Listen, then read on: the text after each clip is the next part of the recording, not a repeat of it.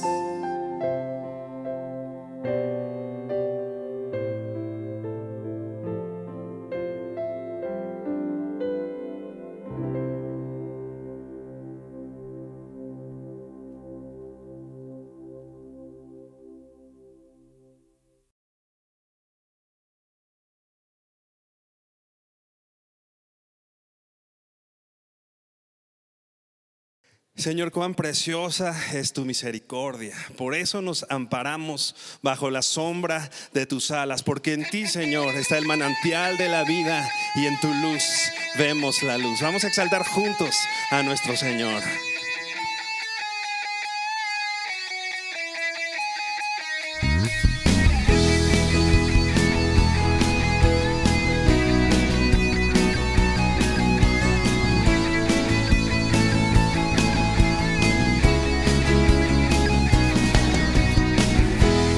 Consumidos por tu amor, que hemos perdido el sentido de nuestro alrededor.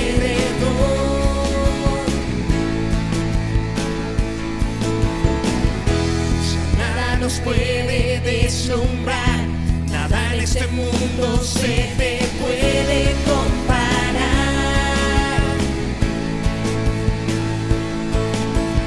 Nadie como tú, nadie como tú, nadie como tú, nadie como tú. Jesús, eres nuestra herencia, más que suficiente, nuestro Redentor y Rey. Jesús, muestra tus caminos y andaremos en tu luz, a la luz de tu verdad.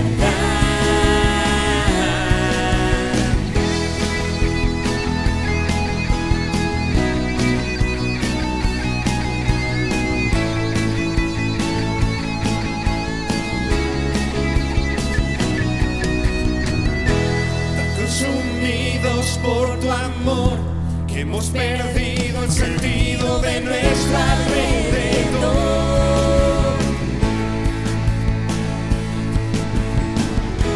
Ya nada nos puede deslumbrar, nada en este mundo se te puede comparar.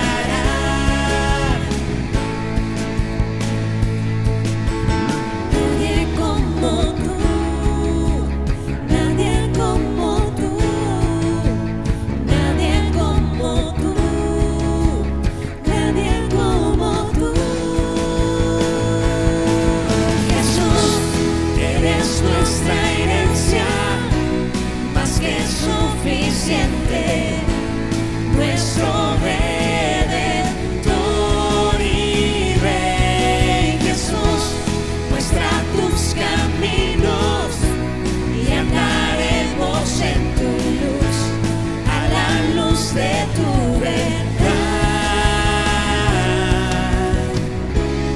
En tu luz vemos la luz, en tu luz vemos la luz, en tu luz vemos la luz.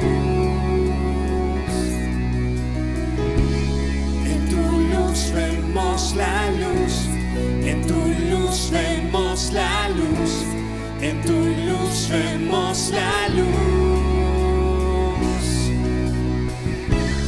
En tu luz vemos la luz, en tu luz vemos la luz, en tu luz vemos la luz.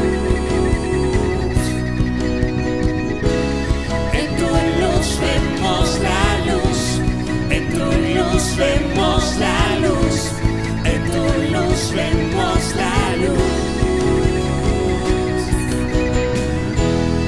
Eres nuestra herencia, más que suficiente, nuestro Redentor y Rey. Jesús, muestra tus caminos y andaremos en tu luz, a la luz de tu verdad.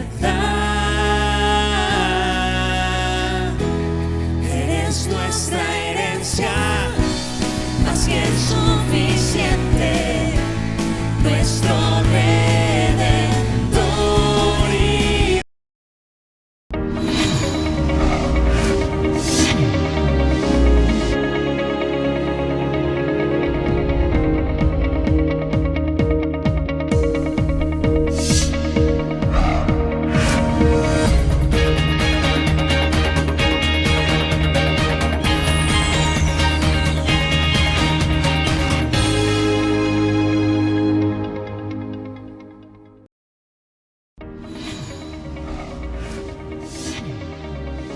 Vida Nueva para el Mundo te informa de los próximos eventos.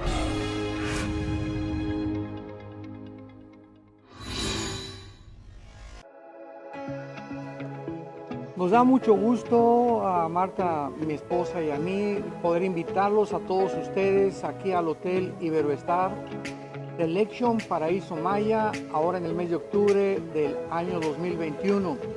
Es un nuevo hotel que vamos a disfrutar muchísimo porque no se imaginan la calidad de los alimentos, las habitaciones y todo. Y sobre todo que vamos a través de la Biblia poder continuar compartiendo el alimento espiritual que necesitamos como matrimonios y familias. Así es, estamos bien emocionados por este cambio. Estamos estrenando hotel que está increíble, como dice Armando. Y también los años anteriores hemos sido testigos. Para no pasarme del tiempo, me dijeron que solo tengo hora y media. Mientras aprovecho para saludar a los hermanos Chivas, ¿verdad? Un abrazo desde aquí, no se preocupen, no nos guarden rencor. Y ahí en tu lugar cierra tus ojos y dile conmigo: Señor, te damos gracias en esta mañana porque estamos con bien, porque tú nos das vida. Padre, ponemos en tus manos esta enseñanza pidiendo que tú hables a nuestras vidas a través de tu Espíritu Santo, que tú quites todo estorbo del medio, que nada se interponga entre tu palabra y nosotros, y que este mensaje nos edifique, Señor, que en el ambiente físico, espiritual, emocional, toda barrera, toda distracción sea derribada, aun si hay cansancio, sueño o algún malestar. Señor, que tú lo tomes en tus manos y podamos ser guiados por tu Espíritu, y que esta palabra sea como una semilla que dé fruto en nuestras vidas. Que así sea hecho, te lo pedimos en el nombre de Jesús y te damos gracias. Amén. Y bueno, pues tanta cosa que quisiéramos compartir, pero el tiempo apremia, se nos encima el segundo servicio. En la Ciudad de México están muy restringidos por este tema, ¿verdad? Y antes ustedes son privilegiados de que pueden ya reunirse aquí, porque muchas iglesias en los salones donde se reúnen pues no les han permitido todavía aperturar. Así que gracias a Dios que ya tienen aquí en el sur esta oportunidad.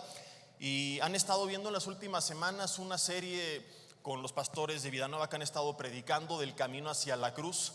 Qué bonita iniciativa esta de sus pastores, de Josué y Gerardo, ¿verdad? De ponerse de acuerdo con quienes vengamos a compartir para que la enseñanza que ustedes reciban pues nos vaya enseñando un poco, ¿verdad? Acerca de lo que celebramos muchas veces en Semana Santa y que no tenemos idea de por qué lo hacemos, ¿no? Y nada más piensa Semana Santa, vacaciones y playita, y ahora bueno, pensamos también en otro rebrote del COVID, pero no recordamos lo que significa. Entonces hoy estaremos compartiendo un par de mensajes relacionados al respecto. El segundo de ellos será de aplicación práctica, lo pueden escuchar más tarde ahí en las redes sociales de la congregación, en la de un servidor también. Estaremos hablando de las bendiciones a nuestras vidas de la crucifixión, toda la obra de salvación explicada en unos minutos de lo que recibimos por la obra de Cristo Jesús en la cruz del Calvario. Y en este primer servicio quiero compartir un mensaje un poco más apologético que tiene que ver más con las evidencias de la resurrección de Jesucristo. ¿Y por qué? Porque Pablo decía en 1 Corintios capítulo 15, donde habla justamente de la resurrección, y comienza a explicar desde el versículo 1 esto que era como un credo de la iglesia, que él había enseñado antes presencialmente y que ahora escribía por carta, y que él asimismo había recibido de los demás, donde él enseña que Jesús resucitado se apareció a las mujeres, a los discípulos, y que al último se le aparece a él. Pero lo que de aquí me llama la atención es que dice el versículo 17: y si Cristo no resucitó, ¿vana es entonces nuestra fe? Dice, y están aún en sus pecados. Un poco más atrás, en el versículo 12 dice, pero si se predica de Cristo que resucitó de los muertos, dice, ¿cómo dicen algunos entre ustedes que no hay resurrección? Porque si no hay resurrección, tampoco Cristo resucitó. Y si Cristo no resucitó, versículo 14 repite, vana es nuestra predicación. O sea, estamos perdiendo el tiempo, mejor hay que quedarnos en casa a ver Netflix.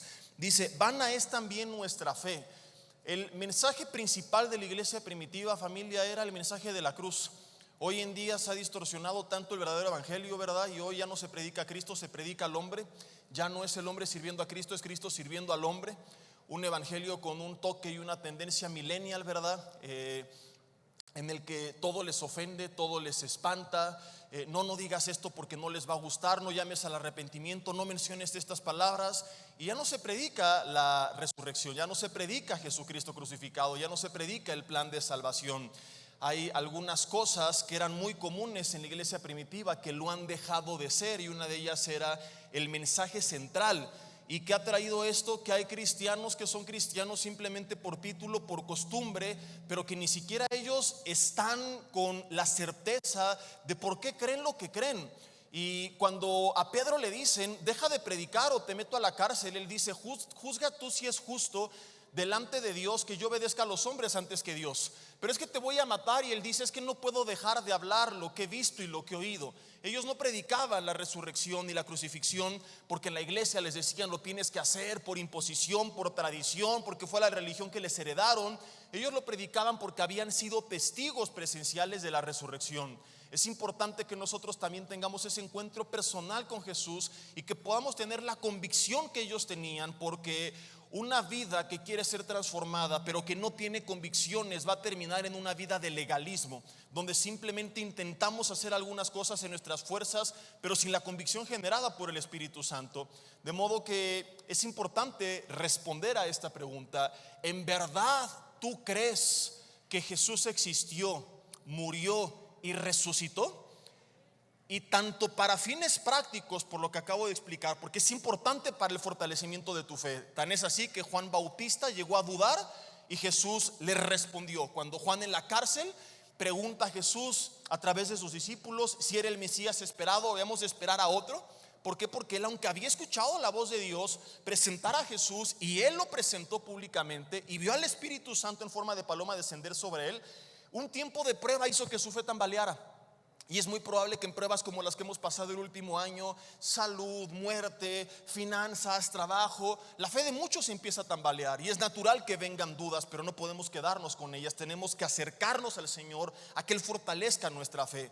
Y no es que las respuestas y las evidencias y la apologética nos hagan creer, pero a veces quitan ciertos estorbos que están impidiendo que nuestra fe crezca. Jesús no satanizó a Juan Bautista, no le dijo a los discípulos: ¿cómo es posible que el pagano de Juan esté dudando? Pero si él escuchó la voz de mi Padre, ahora díganle que por incrédulo se va a ir al infierno, aleluya.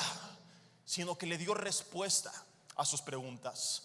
Cuando tú estás sinceramente con un conflicto y preguntas, el Señor va a hablar a tu vida. De una forma va a responder a tu vida. Jesús le dijo: díganle a Juan las cosas que suceden. Los ciegos ven, los sordos oyen, mudos hablan, paralíticos andan, suegras son hechas buena onda. Y hasta el Cruz Azul fue campeón en esa época, cuenta la leyenda. Entonces Juan no es que creyó, él ya había creído, pero su fe se afirmó. Entonces a veces cosas como las que vamos a ver afirman nuestra fe, pero también nos ayudan a estar preparados, como dice primera de Pedro 3:15, para responder a aquellos que la cuestionan y a quienes tenemos nosotros que responder con mansedumbre y reverencia, pero con argumentos coherentes. Dice que estemos preparados para presentar defensa ante todo aquel que nos demande, ojo, razón de la esperanza que hay en nosotros. Nuestra esperanza tiene una razón de ser, o dicho de otra forma, nuestra esperanza no es irracional. ¿Me estoy explicando? Entonces muchas veces nosotros, cuando no sabemos responder, simplemente los satanizamos, los mandamos al infierno y les dejamos de hablar. Y la Biblia no dice eso, la Biblia dice responde. Y hay gente que se pregunta: ¿en verdad Jesús existió? ¿No es un invento de Roma para manipular al hombre? Bueno, ok, reconocen algunos historiadores, resucitó, pero murió crucificado. Murió crucificado, pero hay evidencias de su resurrección.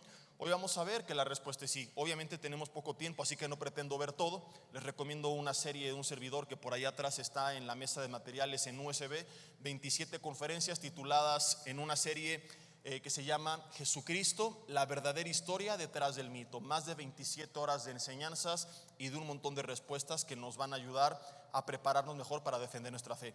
Pero hoy quiero resumir algunas cosas para que no nos vayamos en rojo ahora que viene esta fecha tan importante, que aprovechemos para compartir esto con los que nos rodean. En primer lugar, Jesús, querida familia, no es un invento de Roma, es imposible. Hay dos teorías que la gente tiene.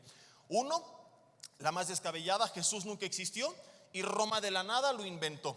En el 312, cuando Constantino adopta el cristianismo, ¿verdad? Y de repente, para manipular a la humanidad, se inventaron todo este rollo. Y la segunda es: Jesús sí existió, pero era simplemente un maestro. Hasta el 325 Roma lo convierte en Dios y exagera su historia y sus enseñanzas para manipular a la historia de la humanidad y a través de la religión poder hacer todo lo que quieran.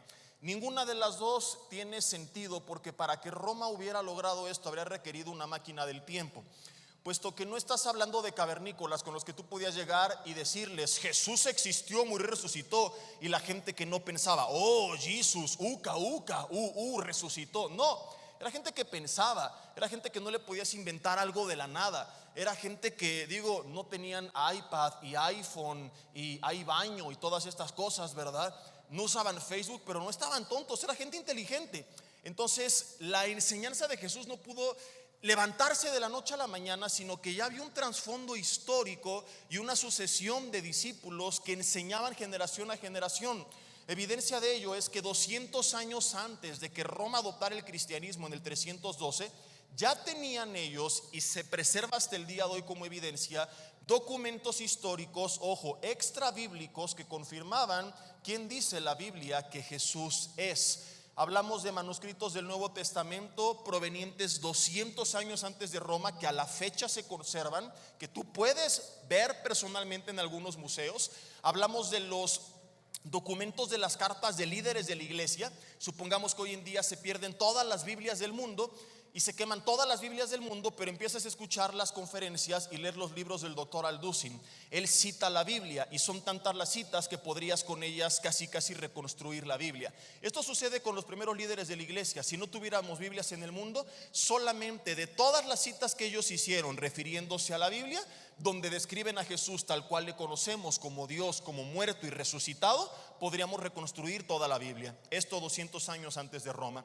Pero lo que más me gusta a mí son los documentos históricos extrabíblicos de más de 20 autores no cristianos, perseguidores del cristianismo, que confirman las creencias de los discípulos y que se refieren a ellos conforme la Biblia los describe, y que describe que ellos creían en Jesús como la Biblia dice que ellos lo hacían. De modo que Roma tuvo que haber viajado al pasado para sembrar estos documentos, y que entonces la gente al llegar al futuro pudiera ver a Jesús como un personaje histórico. ¿Me explico? Entonces tú puedes creer en su resurrección o no, pero no puedes negar su existencia, porque es tirar a la basura toda la historia antigua de la humanidad, porque no hay personaje en toda la historia que esté bibliográficamente tan bien atestiguado como la persona de Jesucristo. Es por eso que los historiadores serios, aun cuando son ateos, dicen: ok, no creo que Jesús es Dios, pero creo que Jesús de Nazaret es un personaje histórico. Al rato vamos a profundizar un poco más en esto. ¿Por qué? Porque ellos dicen: no solamente están los documentos extrabíblicos de los manuscritos bíblicos de los líderes de la iglesia, sino que hablamos de gente que no creía en Dios, que perseguía el cristianismo, que no pudo haber sido parte del complot, que en sus documentos se mofaban de los cristianos, pero que Dios en su sabiduría preserva para confirmar la existencia de los cristianos, que en sus documentos se mofaban de Jesús, pero que Dios en su sabiduría confirma para demostrar a esta generación escéptica con tantas dudas que Jesús no es un invento, que es un personaje histórico. Tú puedes googlear algunos de estos nombres, ¿verdad? Preguntarle a Santo Google, que es el único santo que sí responde en cuestión de segundos lo que sea que le preguntes. Tácito, Suetonio, Luciano, Egésipo, Macrobio, Arístides, Juvenal, Hierocles, Seneca. Ya sé que sus nombres están regachos, pero yo, ¿qué quieres que haga? Así les puso su mamá. Los emperadores Adriano, Trajano, Antonio Pío, Marco Aurelio, los historiadores Flavio, Josefo, Plinio el Joven, hablan de Jesús como un personaje histórico. De modo que es totalmente descabellado decir: Jesús no existió. Te voy a leer un par de ejemplos de estos de escritos de estos autores para que tú veas un poco acerca de lo que estoy intentando explicar. Más tarde veremos otro ejemplo más. Tácito, que fue un historiador romano del primer siglo, o sea, Roma ni siquiera había adoptado aquí el cristianismo todavía. En su obra Anales de la Historia, hablando del gran incendio de Roma, del que algunos culpan a Nerón, dijo textualmente lo siguiente. Lo voy a leer para no parafrasear. Para librarse del reporte, hablando del incendio, Nerón afirmó la culpa e infligió las torturas más elaboradas sobre una clase odiada por sus abominaciones, que el populacho llamaba cristianos. ¿Cómo los llamaban? Cristianos. Entonces, él confirma que existían 200 años antes de Roma, o no de Roma, sino que Roma adoptara el cristianismo. Dice él: Cristo, el originador del nombre, aunque no creía en él, reconocía que tenía su origen este movimiento en Cristo, Sufrió la pena capital y conforme la Biblia dice, él lo confirma, durante el reinado de Tiberio en mano de uno de sus procuradores. Adivina quién dice que fue. Poncio Pilato. Surgió así, dice él, una superstición muy engañosa hablando de la resurrección. Ve cómo no creí en ella, pero confirma que los discípulos la predicaban. De modo que no es de que Roma puede llegar en el 325 y decir, nunca creyeron en la resurrección, pero vamos a inventarla, que es lo que mucha gente dice. Los discípulos nunca creyeron hasta que Roma lo inventó. No, él confirma que ellos lo creían. Dice él, probada así por el momento no solo en Judea, la primer fuente del mal, se refiere al cristianismo como algo malo, sino aún en Roma, donde todas las cosas espantosas y vergonzosas del mundo encuentran su centro y se vuelven populares. Luciano, escritor del siglo II, que escribió varias cosas sarcásticas en contra del cristianismo, dijo: los cristianos adoran a un hombre hasta el día de hoy. Es el distinguido personaje que introdujo estos nuevos ritos y que fue crucificado. Estas criaturas equivocadas, dice Luciano, comienzan con la convicción general de que son inmortales, lo cual explica el desprecio por la muerte y la autodevoción que es común entre ellos. Su legislador original impuso que todos son hermanos desde el momento que se convierten, palabra utilizada en Hechos 3:19, por cierto, para describir cuando alguien venía a Cristo, la conversión. Niegan a los dioses de Grecia, adoran al sabio crucificado, así le llamaban, y viven de acuerdo a sus leyes. Todo esto ellos lo toman por fe, con el resultado que desprecian por igual los bienes terrenales, considerándolos como propiedad común. En Death of Peregrine, la muerte del peregrino, tú lo puedes encontrar. Y así te podría leer todo el día, pero no tenemos el tiempo. Pero ahí en la serie que te dije, sí menciono ejemplos de cada autor. El punto es que son tantas las evidencias de documentos históricos que tú no puedes decir Jesús no existió. Me fascina porque Dios en su sabiduría preserva aquellos documentos que se escribieron en contra de la iglesia y hoy son herramientas utilizadas a favor de la iglesia, porque confirman la historicidad de Jesucristo. Y así es el Señor, querida familia, lo que se planea en su contra lo termina revirtiendo a favor del propósito de su voluntad. Si hay cosas que se han maquinado en contra tuya, sonríe, Dios las va a encaminar a tu favor. Pregúntale, si no me crees, a José, a Daniel y a sus 3 amigos, cómo les fue cuando planearon algo malo en contra de ellos. De modo que hago un paréntesis para hacerte una llamada de atención a que cambies tu actitud ante los problemas, las injusticias, las traiciones, porque ahí estás, no puede ser, mira lo que me pasó y por su culpa me corrieron injustamente y me bajó al novio, como si Dios estuviera afligido por eso, como si Dios estuviera y le bajó al novio, ahora con quién se va a casar. A ver, ángeles, y lo corrieron del trabajo injustamente, ¿por qué nadie me dijo nada? No estamos ocupados, Señor. ¿Y ahora qué voy a hacer con mi siervo? A ver, ¿dónde lo conectamos? No, Padre, con el nuevo gobierno no tenemos palancas. Híjole, ¿y ahora qué voy a hacer? Dios mío, no soy Dios, no puedo decir Dios mío. Pues ya que lo atropelle un tráiler que se muere y que se venga para acá. ¿Tú te imaginas a Dios así? Él está al control de tu vida. Y cuando tú lo crees, Romanos 8:28 dice: los que le aman, todas las cosas les van a ayudar para bien. Y las cartas que se escribieron en tu contra, Dios las va a revertir a tu favor, si tú descansas en Él, si tú confías en Él. Dice Norman Geisler, luego investigo un poco acerca de quién es, cuántos idiomas habla y cuántas veces leyó la Biblia. Las fuentes extrabíblicas, dice él, provenientes de escritos griegos, romanos, judíos y samaritanos, solamente del primer siglo,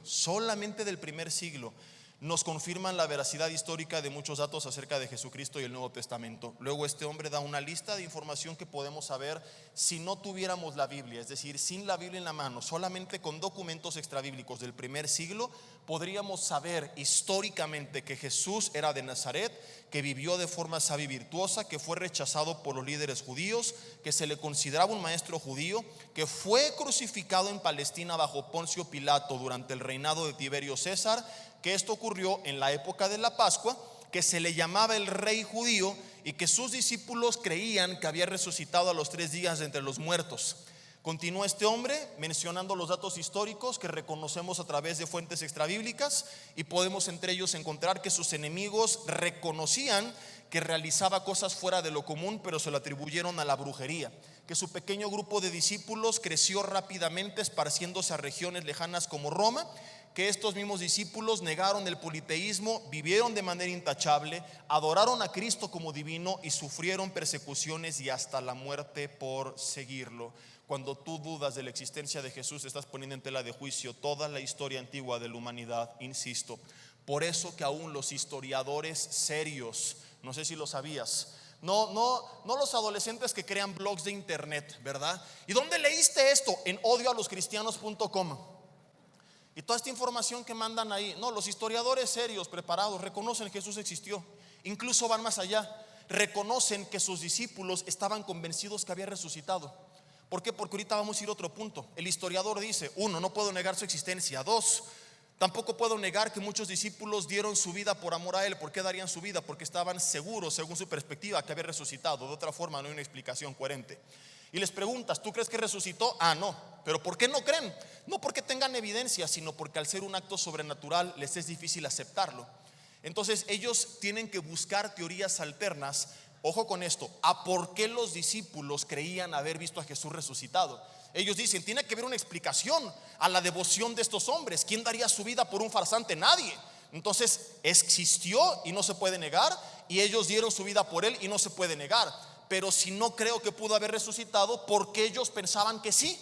Y entonces empiezan a proponer algunas teorías descabelladas. Te voy a contar las 3 más coherentes y vas a decir, si así son las más coherentes, ¿cómo están las demás? La teoría de la alucinación. No, es que no resucitó, sino que alucinaron todos con haberlo visto resucitado. Pero hay gente que estudia la conducta humana, reconoce que tú no puedes tener una alucinación grupal del mismo evento, en el mismo tiempo, en el mismo lugar, que ocurren de forma separada o aislada, pero que no pudieron todos decir 1, 2, 3, alucinemos que Jesús resucitó. Esto es imposible. Y Pablo dice en 1 Corintios 15 que Jesús apareció a más de 500 a la vez, de los cuales menciona él en su momento, muchos aún viven y otros duermen. Ojo cómo él se remite a testigos, porque así se construía la historia. Porque como te dije hace rato, no eran cavernícolas. Cuando alguien guardaba una versión de algún evento polémico y lo sacaba a la luz hasta que ya no había testigos vivos, ese evento era desacreditado inmediatamente. Nadie hubiera aceptado la predicación de la resurrección sin otros testigos. Por eso Jesús estableció a 12 para que le fueran testigos. Por eso apareció resucitado a más de 500. Tú no podías desmentirlos. Si Pablo hubiera guardado esto hasta que no hubiera ninguno de ellos, nadie lo hubiera creído. Pablo ni siquiera diría muchos viven aún, porque se arriesgaba que le preguntara, a ver dónde están. No, pues quién sabe. Lo que él está diciendo es, si no me crees, pregúntales, ahí están. Había testigos de la resurrección. No podían entonces ellos simplemente haber alucinado de forma grupal, con la misma visión, en el mismo tiempo, en el mismo lugar. Otra de las teorías es la del intercambio. Camino a la cruz se intercambió con Judas y nadie se dio cuenta, como si la gente fuera tonta. Les faltan el respeto a las personas de esa época. La tercera le llamo yo la teoría de Superman. ¿Por qué? Porque enseña que Jesús, después de haber sufrido una de las torturas más fuertes conocidas según la historia, dicen los ateos, no es que no murió, ya en la tumba él se zafó de una serie de vendas que habían sido antes bañadas con ungüentos y con aceites.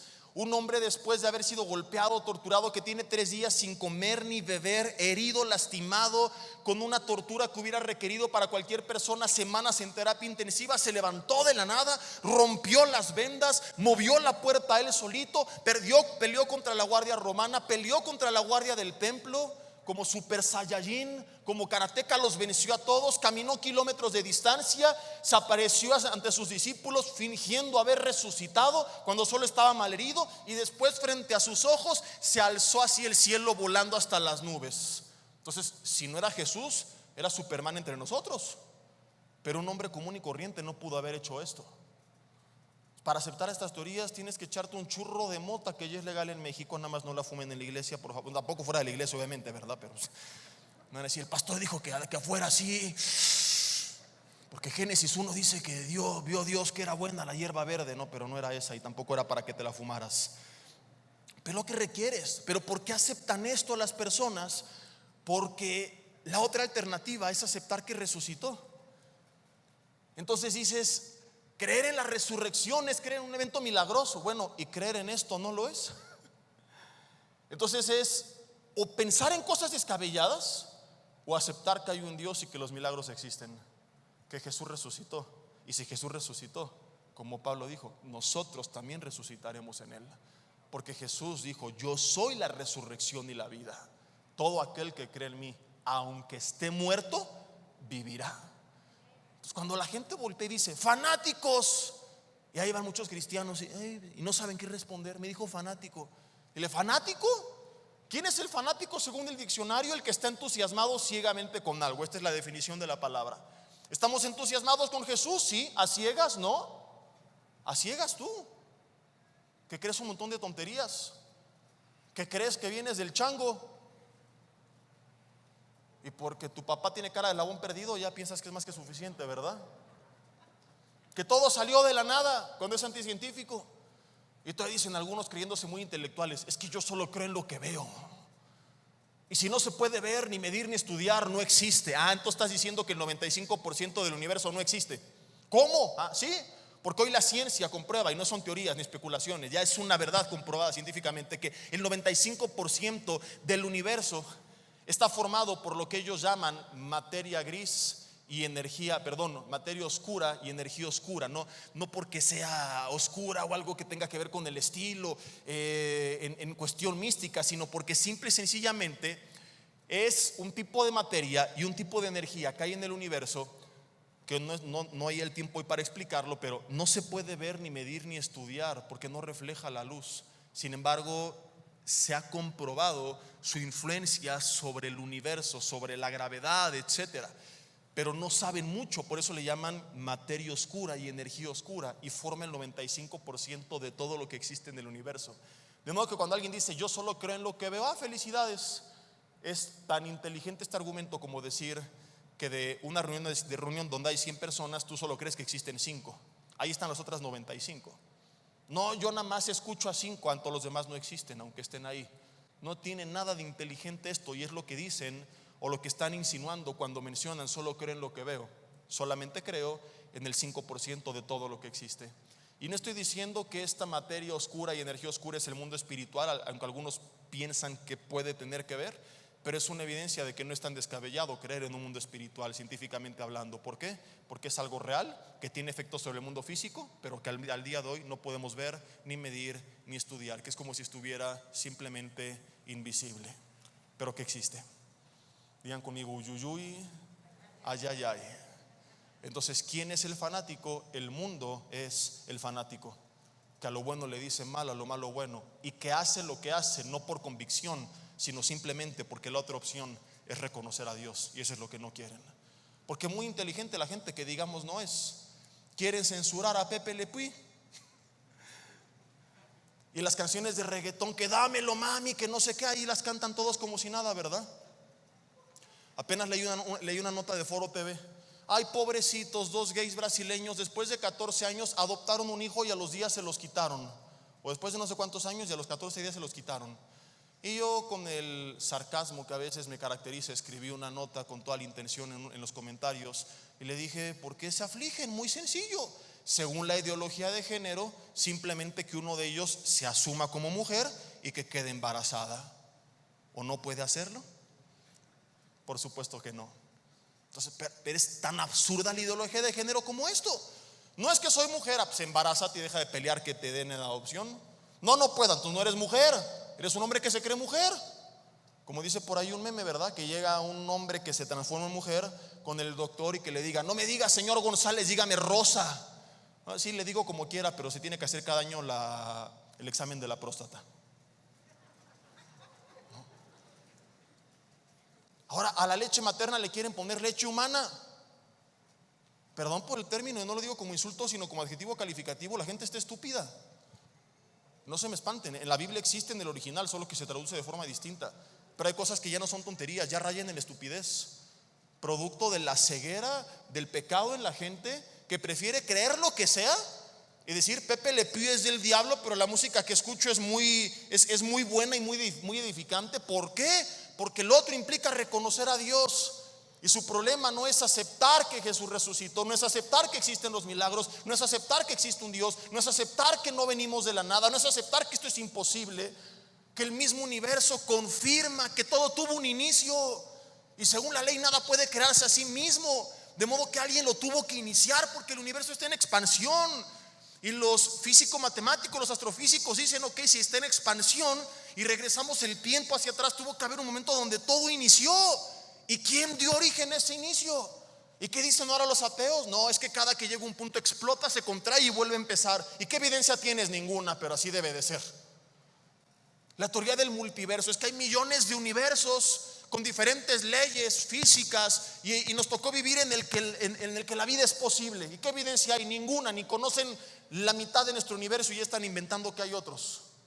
¿Por qué? Porque lo contrario es reconocer que hay un Dios. Y si hay un Dios, le tengo que entregar cuentas.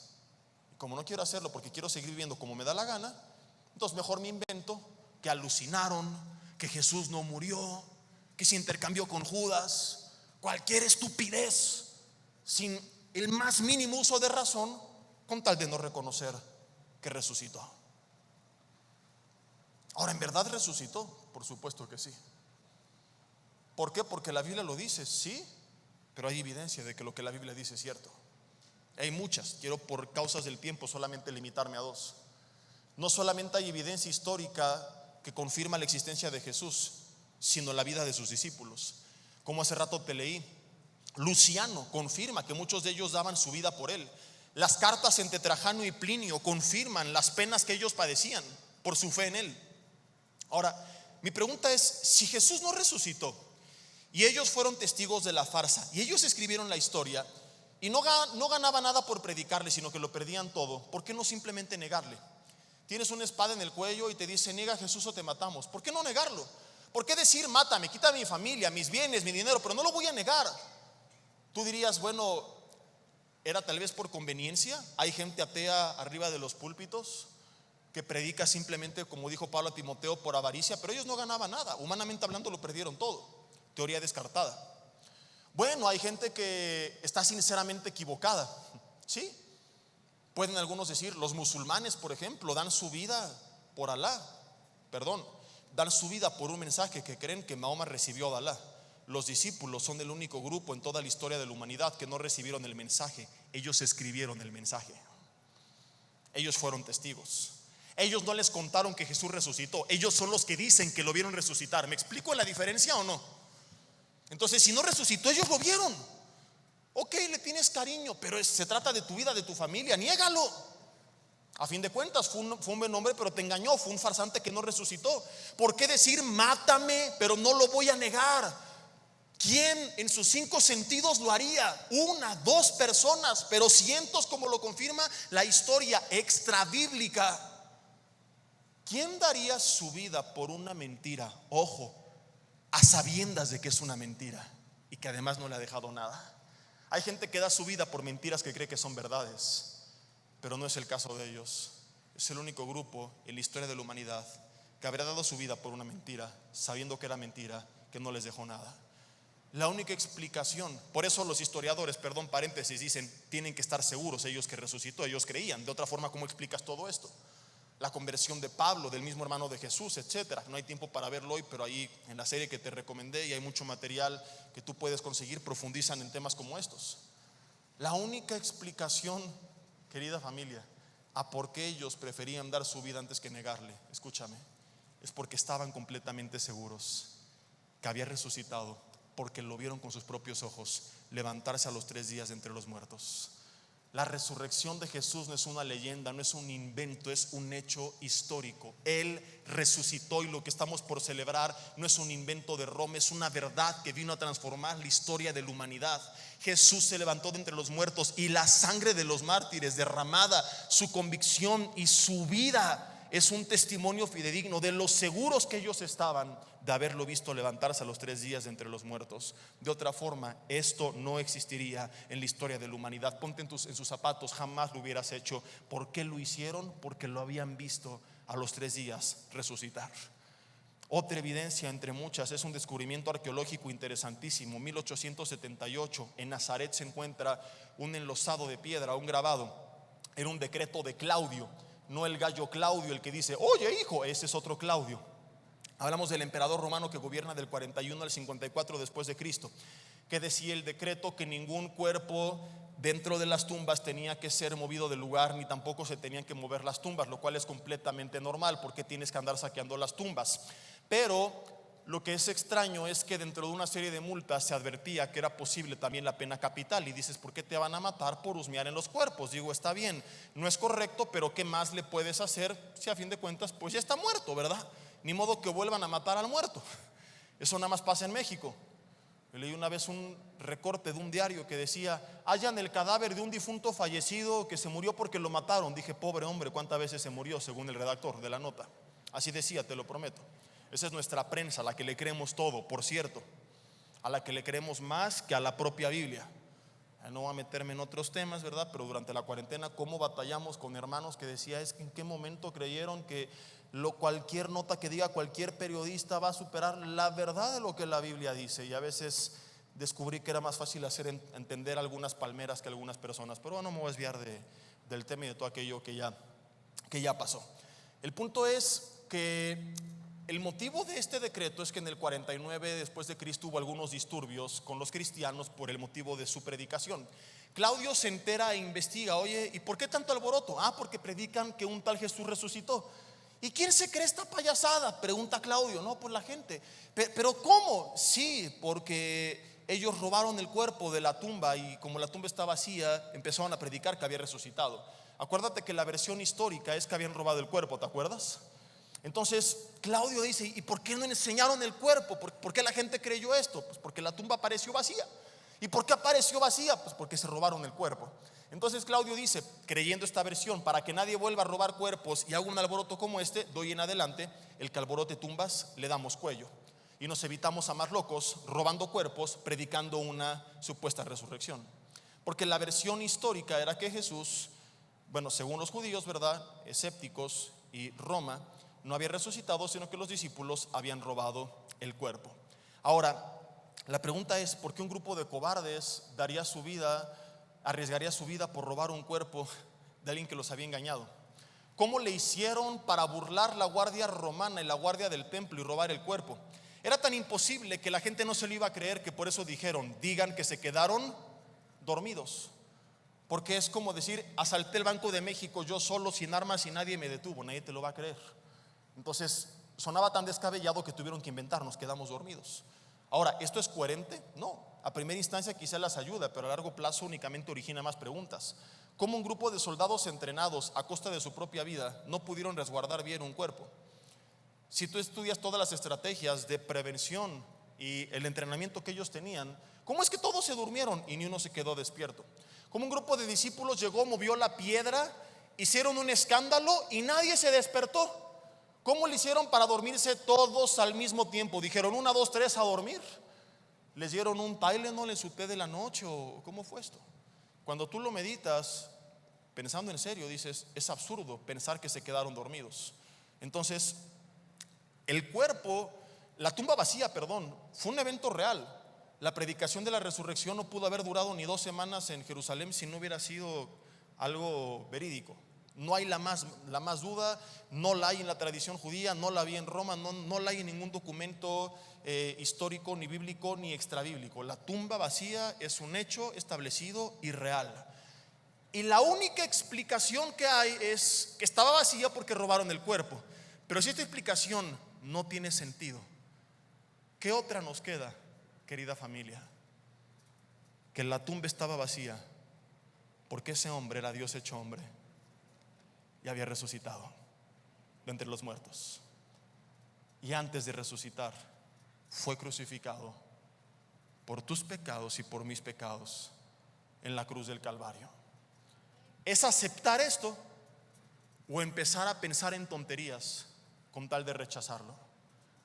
De modo que el problema de mucha gente no son argumentos, no son razones ni evidencias, es simplemente aceptar que Dios existe y que de tal manera amó Dios al mundo que dio a su Hijo unigénito para que todo aquel que en él crea no se pierda, mas tenga la vida eterna. Veremos en el segundo servicio ya de forma práctica ahora las bendiciones que trajo esa crucifixión a nuestras vidas, a limpiarnos de nuestros pecados, al declararnos justos delante de Dios, a librarnos de toda culpa, a librarnos de la potestad de las tinieblas, a librarnos de toda condenación, al reconciliarnos con Dios. Todo esto es para ti, para mí, gracias a la obra de Cristo Jesús en la cruz del Calvario. Es algo que la gente puede creer o no creer, aceptar o no aceptar, pero así como fue de real su primer venida, va a ser también su segunda venida, solo que esa no viene a ser crucificado, viene como Rey de reyes y Señor de señores, a reinar por los siglos de los siglos. Y la Biblia dice, prepárate para venir al encuentro con tu Dios. La pregunta es, ¿estamos preparados? ¿Estamos listos? ¿Qué pasaría si el Señor viniera hoy por nosotros? Ahí en tu lugar, yo te invito a que cierres tus ojos y le digas: Señor, gracias por haber dado tu vida por mí en la cruz del Calvario. Gracias porque esto no es una leyenda, porque no es un invento, porque es algo histórico. Gracias, Señor, porque nos garantizaste con tu resurrección nuestra resurrección y la vida eterna. No la merecíamos, pero es un regalo que tú nos das. Dile: Dios, perdóname por mis pecados, límpiame con la sangre de Jesús. Perdóname por no tomar esto en serio, por seguir viviendo a la luz de lo temporal con una vida carnal y terrenal, por no entender que el morir es ganancia y el vivir es Cristo. Es triste tanta muerte en los últimos meses, pero es más triste ver la reacción de una gran parte de la iglesia a largo plazo. Se entiende que a corto plazo hay dolor, que hay un tiempo para asimilarlo. Pero pregunto yo, ¿en qué momento dejamos de creer que nos espera la vida eterna a la vuelta de la esquina? ¿Cuándo se nos olvidó que este mundo no es todo? ¿Y por qué, si lo creemos, seguimos derribados? ¿Por qué enojarme con Dios? ¿Por qué cuestionar a Dios? ¿Por qué decirle por qué? ¿Por qué Él? ¿Por qué no? ¿Por qué no yo? Es como si estuvieras con tu familia de vacaciones en Acapulco y de repente la agencia de viajes se las cancela, pero les dice: miren, los vamos a enviar 6 meses con un viaje todo pagado por el resto del mundo. Solo que no hay un vuelo para todos juntos, tienen que ir abordando diferentes aviones a lo largo de 3 semanas hasta que todos estén reunidos. Esas 3 semanas se van a extrañar y va a haber dolor, pero al mismo tiempo una gran alegría, porque 1, sabes que la otra persona está bien, la que ya se adelantó. 2, sabes que pronto le vas a alcanzar. Y eso haría que tú no estuvieras amargado ni enojado con la agencia de viajes, sino que hasta la agradecieras por este cambio, porque sabes que solamente es cuestión de tiempo.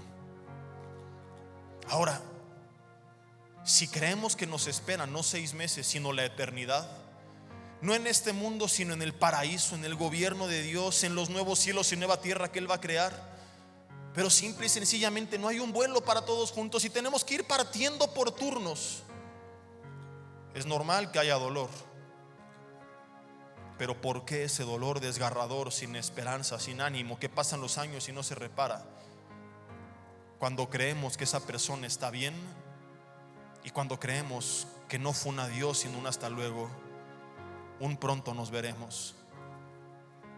Ese es el resultado de escuchar tanto humanismo dentro de la iglesia. Tú, ahora, en este mundo, ya. Y se nos olvidó que la Biblia dice: somos extranjeros, advenedizos en este mundo, nuestra ciudadanía está en los cielos. Se nos olvidó que no ha terminado todavía nuestra vida, sino que apenas está por comenzar, que aquellos que murieron en realidad están más vivos que nosotros, si es que partieron en Cristo. Cree estas verdades y vuelve a la cruz otra vez. Haz las paces con Dios y reconcíliate con Él. Cristo ya pagó el precio.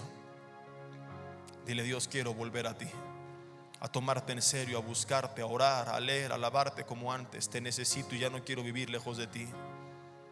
Perdóname, ven a reinar en mi vida.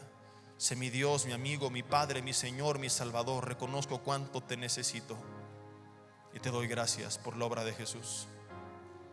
Y que esta misma convicción que hubo en los primeros discípulos la haya en mí, y que así como ellos te amaron y te sirvieron, yo también lo pueda hacer.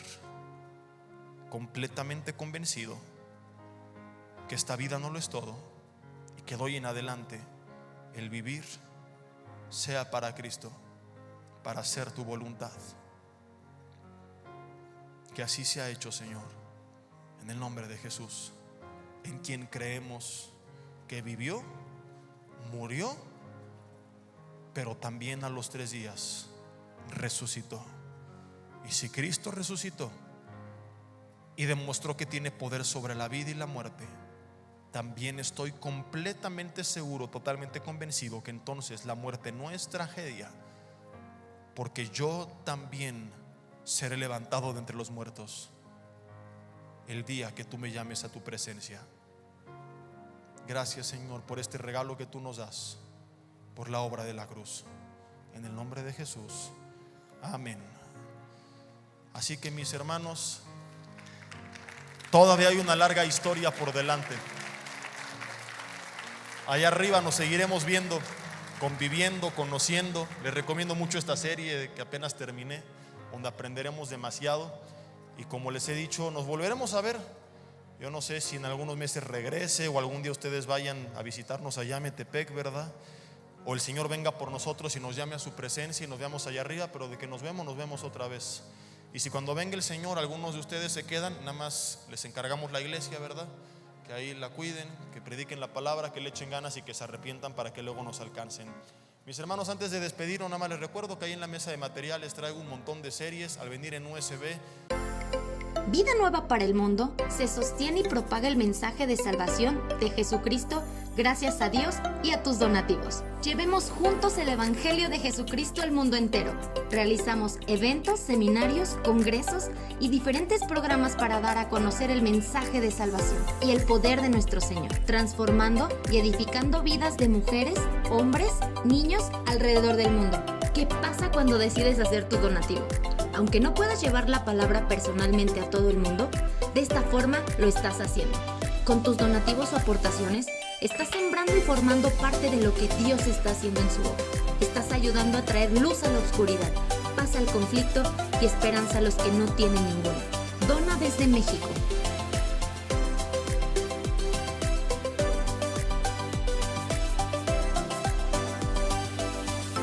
Dona desde Estados Unidos.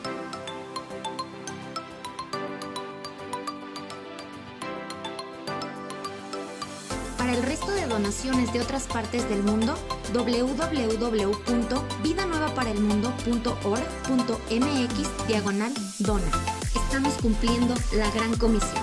Por tanto, vayan y hagan discípulos a todas las naciones, bautizándolos en el nombre del Padre, del Hijo y del Espíritu Santo, enseñándoles que guarden todas las cosas que les he mandado. Y he aquí que yo estoy con ustedes todos los días hasta el fin del mundo.